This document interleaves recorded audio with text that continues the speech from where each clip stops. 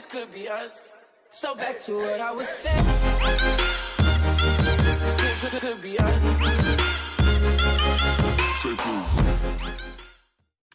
Bonjour à tous et bienvenue sur la chaîne Beru Gaming. Aujourd'hui on se retrouve pour une petite vidéo sur le logiciel Streamlabs. Je vais vous montrer comment enregistrer votre écran mais aussi faire du stream.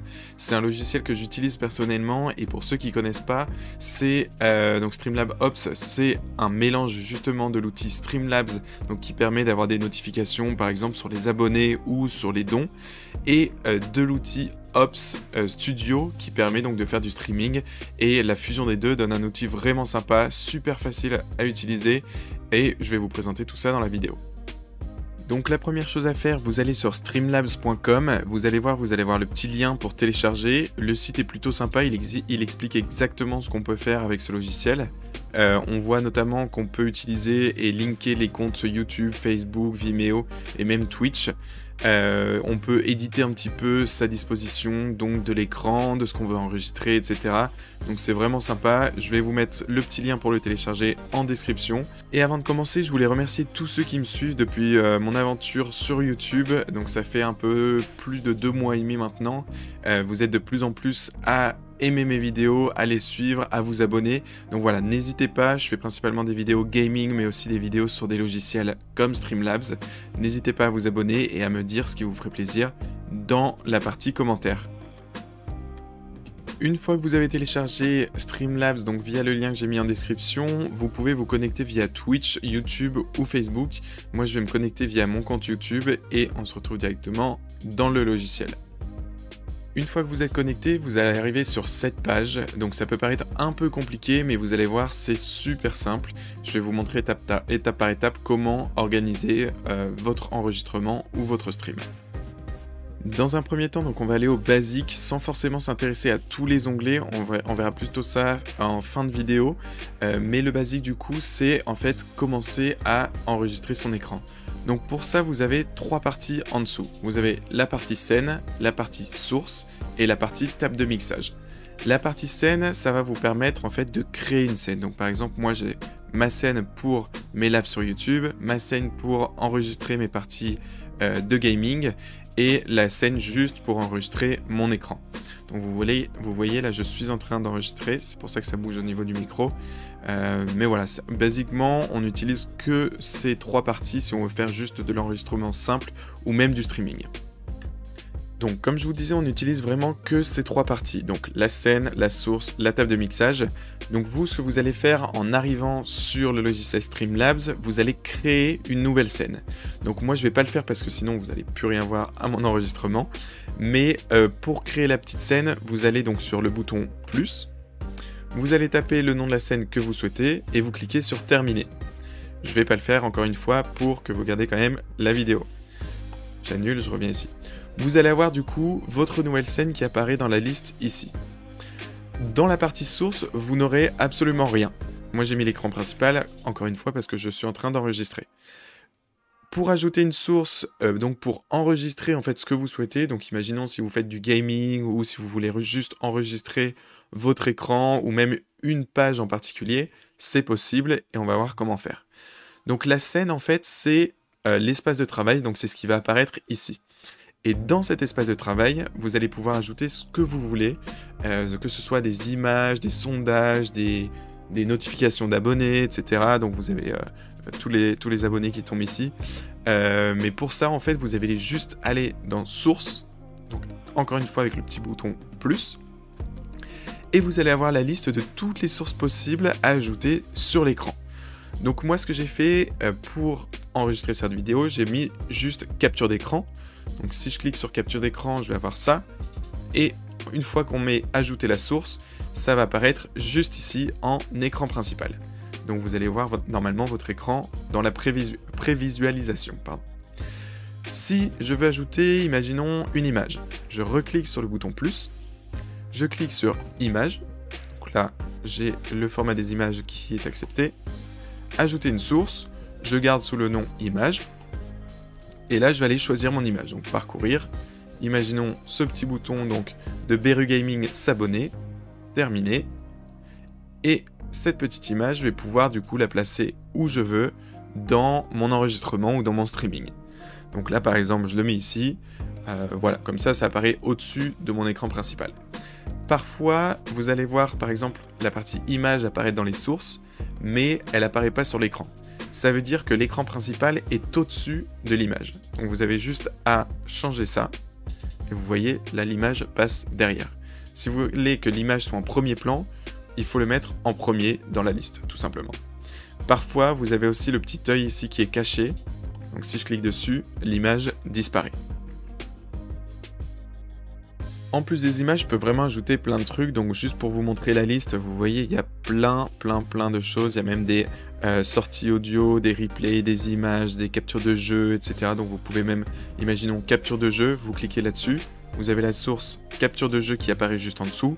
Et vous avez juste à choisir le jeu. Donc par exemple, je vais vous montrer tout simplement, ajouter une source, capture de jeu, ajouter une source. Donc là, j'ai la game capture qui est ajoutée.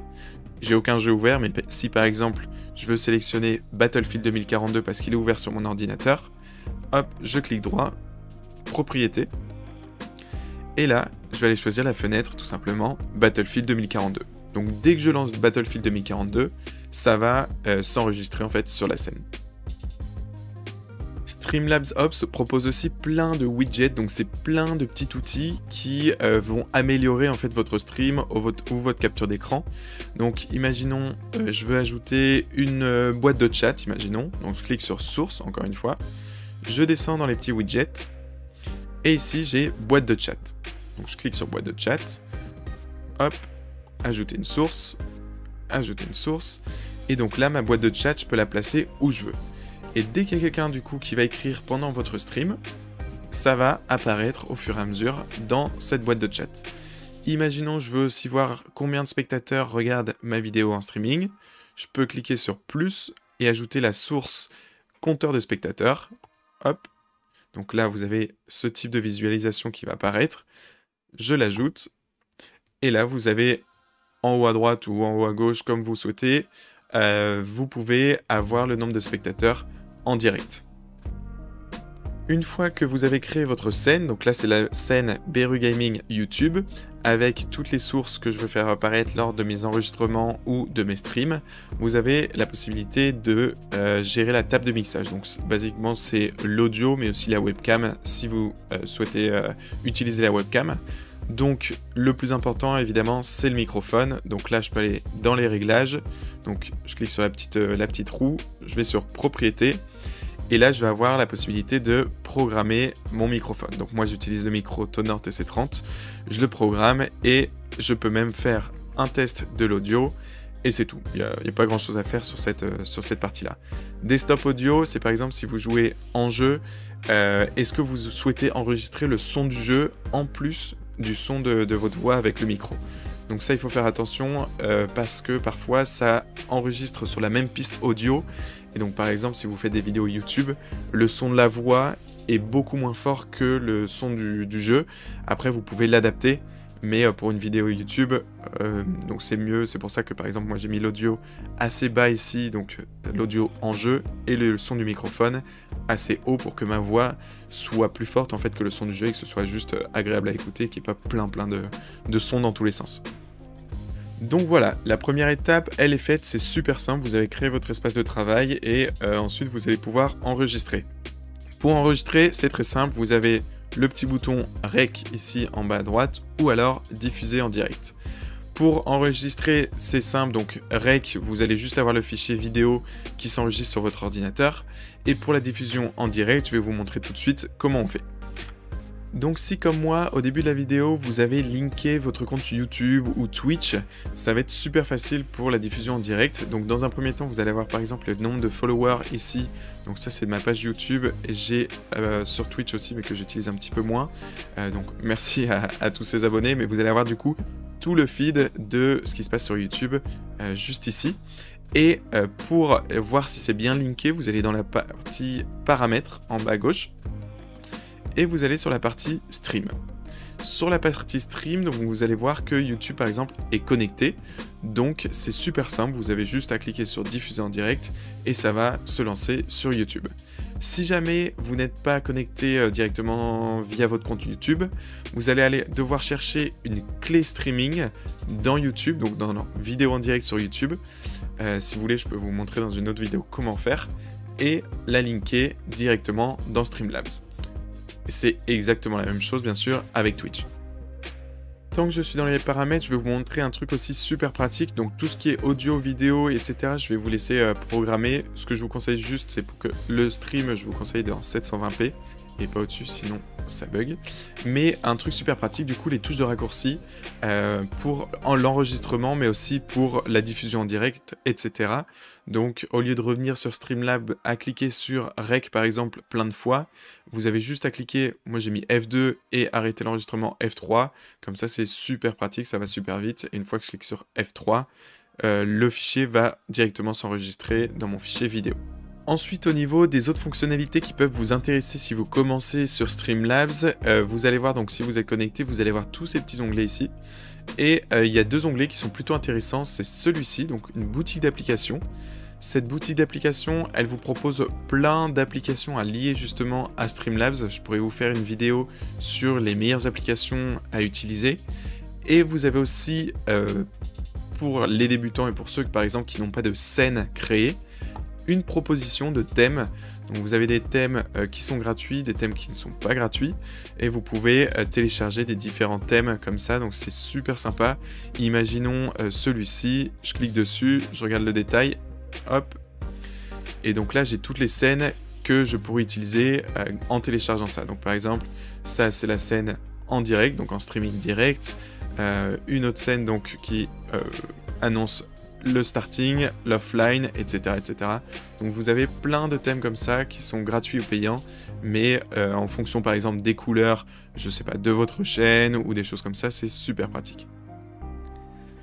Pour conclure, alors pour ceux qui me suivent depuis un petit moment maintenant, je ne sais pas si vous avez vu ma vidéo sur Nvidia GeForce Experience qui en fait a à peu près les mêmes fonctionnalités que Streamlabs mais en beaucoup moins développé.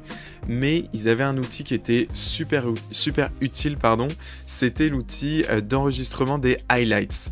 Et là, Streamlabs a lancé très récemment son outil justement Highlighter qui permet d'enregistrer les 30, 40, 50 dernières secondes qui sont passées sur votre écran.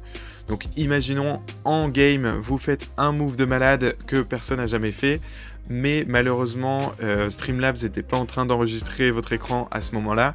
Et ben vous inquiétez pas, vous avez maintenant cet outil qui permet en une touche d'enregistrer le temps que vous choisissez, par exemple 1 minute, donc la minute avant ce moment-là, qui est passé sur votre écran. Donc c'est super pratique et ça peut permettre de ne pas perdre au moins du très bon contenu qui arrive par hasard parfois dans les jeux. Pour conclure donc cette vidéo, c'est vraiment pour les débutants sur Streamlabs. J'espère avoir fait le tour de toutes les fonctionnalités qui vont vous permettre de faire des enregistrements d'écran ou même du stream en direct.